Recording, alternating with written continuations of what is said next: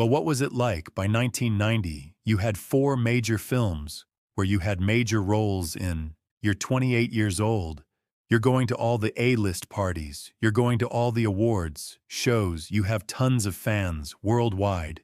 You have women that are throwing themselves at you. What do you think was the craziest thing that happened during that time? Because you said around that time, your head got big.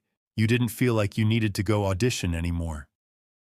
What do you think was kind of like the crazy incident around that time? I mean, fortunately for me, I've never done drugs. You know, I didn't get into that. And I hear about some of the stuff that happens now, and some of the people that, some of the parties. And I'm like, wow, I must have been the most boring guy in Hollywood, you know, to my detriment, I didn't go to a lot of the parties. I didn't go to a lot of the awards shows. Unless I was invited, I never wanted to walk a carpet if I didn't have a reason to be there. I didn't want to feel like a hanger-on. To be quite honest, I probably should have done more of it. And now, I mean, where we're at, in 2025, I mean, it's all about shameless promotion. It's get your face out there anyway. You can do whatever you can. You got people walking naked on the red carpet now to get a little bit of attention. You know what I'm saying? So, the gloves are off when it comes to what people will do to get famous, maintain their fame, whatever. I think that the internet, and reality TV and a lot has changed. People's marketed well, or they disappeared, or they, the dark wind I love, but, Coralco went bankrupt and so didn't promote the film, The Shadow of the Wolf, the amazing Shira Maoni and Jenny Tilly and Donald Sutherland, amazing film about the Inuit, didn't know how to market it after Dances with Wolves. If the hero wasn't white, they just didn't know how to sell it. There wasn't a desire to sell something as a cultural film, at the time. So I remember, my agent, was like, okay, you're precious and you're special. Now offer only. And I was seeing movies go by and I was watching movies. I'm going, why didn't I see that script? Why didn't I get that? Why wasn't I up for that? And I realized that this offer only thing, was not, was turning people off. And I also the realization that, once again, I'm not your typical leading man. I'm not your blue-eyed, blonde-haired guy. A lot of those guys get multiple opportunities. If they fail a bunch of times, that's fine. They're there. There are star makers in Hollywood who are going to keep, putting them out there until one of them hits.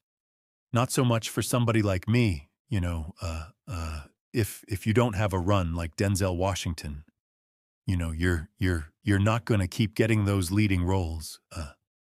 And so about that time, I realized that I'm going to have to start fighting for stuff, and I have to get back to basics. So the first thing I did was I went and I did a play in La Jolla, The Good Person of Saison, usually known as A Good Woman. But Pulitzer Prize winner, Tony winner, every award under the sun. Tony Kushner did a brand new adaptation of it from the original German. David Dolgo and Louis Perez had done an offshoot of Los Lobos called the Latin Playboys. They wrote music for it. And that eventually, Jay Bender, a casting director, saw me do that, and that led to me doing The King and I.E. on Broadway. And in that same year, I auditioned for a movie that they didn't want names for, and I went in 4 or 5 times, and eventually got the role, and that was Courage Under Fire, which is a film that I'm incredibly proud of.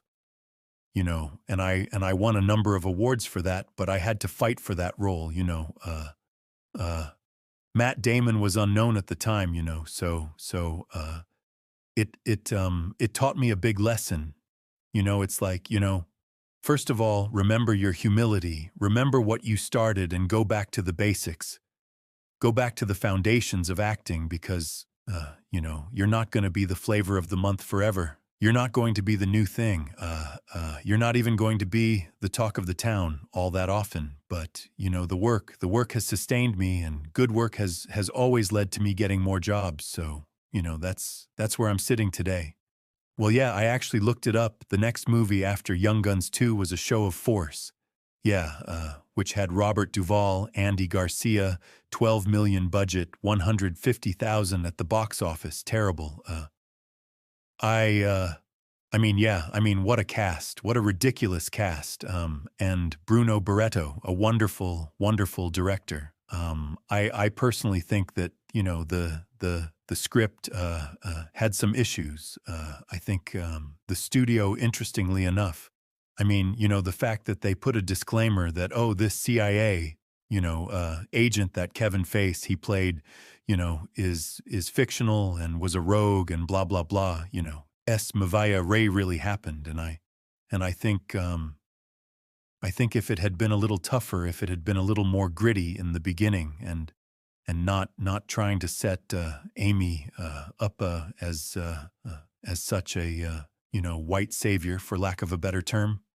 And by the way, that character was actually supposed to be Puerto Rican. The last half of the movie is quite good, and there are some wonderful performances in it. But because they tried to make it too much of a Hollywood film and didn't lean into the politics of it and didn't lean into the documentary aspect of it, the film was not successful.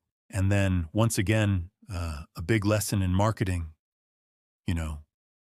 If a studio doesn't get behind something, it ain't gonna get seen. If you don't have the trailers out there, if they don't buy the commercials, if they don't buy the ads, uh, it's invisible and it goes away.